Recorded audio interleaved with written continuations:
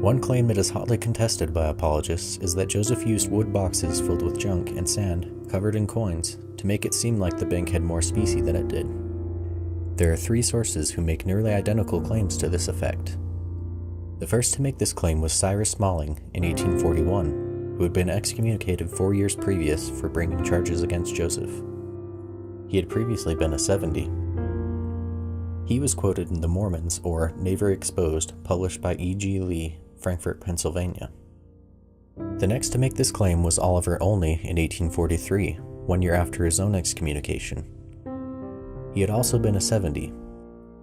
His tract, The Absurdities of Mormonism Portrayed, also exposed the Danites and polygamous practices among the saints. Finally, Charles Gilbert Webb made this claim in 1886. He had been a close friend of Joseph Smith, taking in Fanny Alger after Emma expelled her from their home. He was also the father of one of Brigham Young's wives, Anna Eliza Young. He left the church in 1879 after a disagreement with Brigham Young, and was quoted by Wilhelm Ritter von Wymetal in his book, Joseph Smith the Prophet, His Family and His Friends, published in 1886. There are three main arguments apologists use to discredit these claims. First, they point out that these men left the church, insinuating that they are therefore untrustworthy. It is possible that the accounts were merely echoes of the first claim by Cyrus, which could have been an outright lie. In this scenario, Cyrus would publish his tract in Pennsylvania in 1841, leaving 2 years for it to make its way to Oliver Olney after he and the Saints had relocated to Nauvoo, allowing him to echo it in 1843.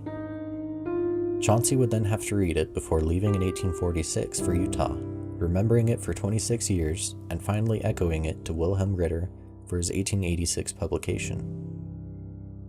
Is it more likely that this game of telephone preserved this rumor so consistently, or that they all witnessed the same scheme firsthand? Second, apologists attempt to claim that no large quantity of boxes could fit in the humble safe that had been purchased for the bank. While it is true that the original safe is still extant and could not possibly contain that many boxes of specie, notice that none of the apostates claimed that the boxes were stored in the safe. They describe boxes strewn about the bank's vault or on a table.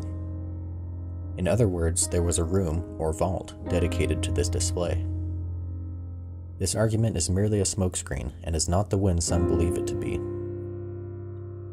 Finally, some wonder why these men didn't come forward with these claims until after the bank failed. Quite simply, they were in on the scheme. If the bank had succeeded, these men stood to make a small fortune on their investments. Once it had failed, they had nothing to lose in exposing these practices.